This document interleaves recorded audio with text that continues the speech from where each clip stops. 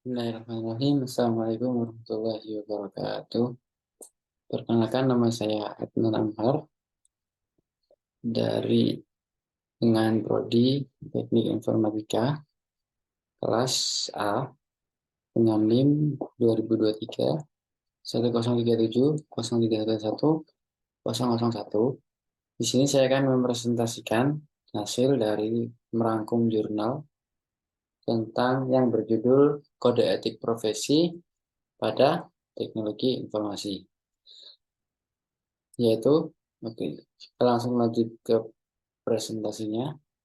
Yaitu di sini yang pertama ada pengertian dari etika, lalu ada pengertian dari teknologi informasi, dan yang terakhir ada pengertian dari profesi.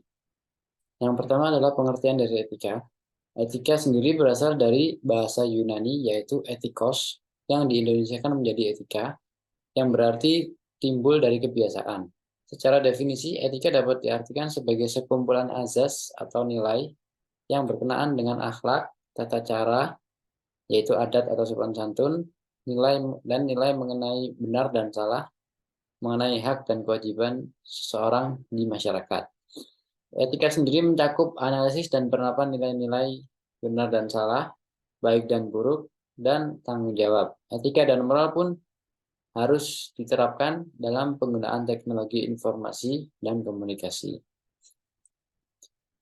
Itu untuk bagian etika. Lalu yang selanjutnya ada bagian teknologi, pengertian dari teknologi informasi, yaitu dalam ini saya akan menjelaskan dalam konteks yang lebih luas, yaitu mencakup segala aspek yang berhubungan dengan mesin, yaitu komputer dan telekomunikasi, dan teknik yang digunakan untuk mengumpulkan, menyimpan, memanipulasi, dan menghantarkan suatu bentuk informasi.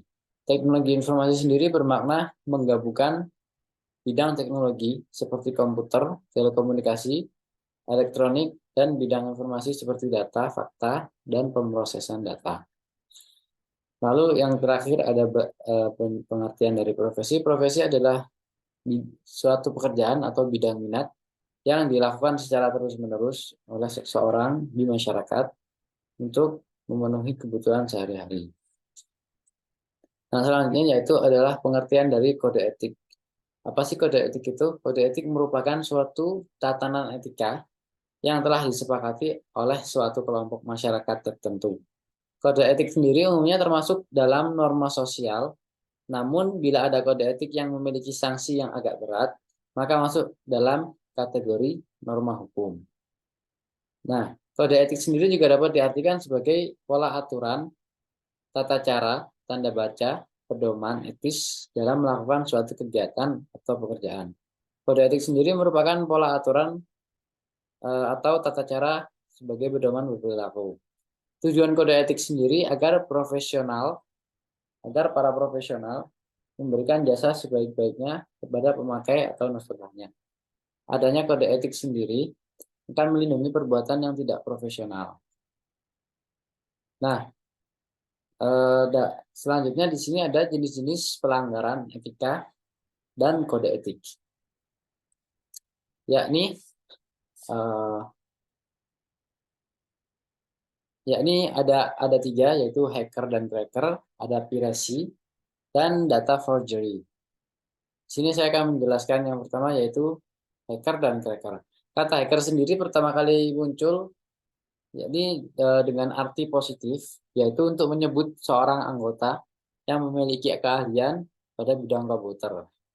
Namun, menurut para pakar, hacker sendiri didefinisikan sebagai seorang yang memiliki keinginan untuk melakukan eksplorasi dan penetrasi lebih terhadap sebuah sistem operasi dan kode komputer dengan pengaman lainnya, tetapi tidak melakukan tindakan kriminal atau tindakan pengerusakan.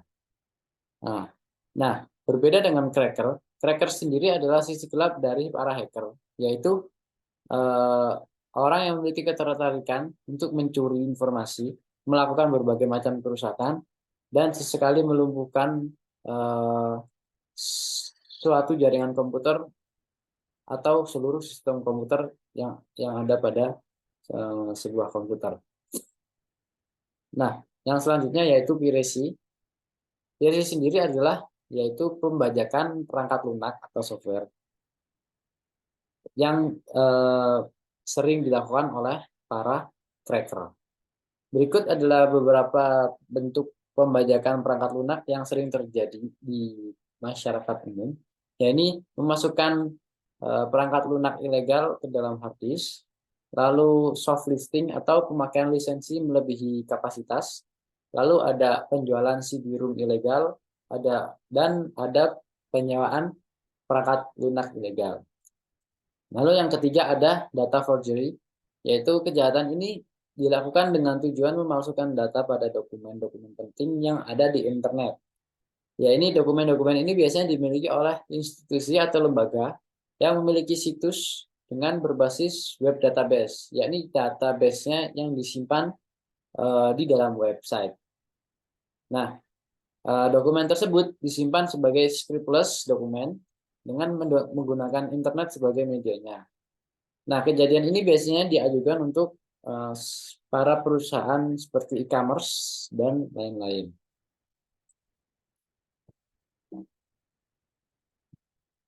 Selanjutnya, di sini ada kata-kata dari David Warwick, yaitu teknologi perlu ada di setiap kelas dan dikuasai setiap siswa dan guru.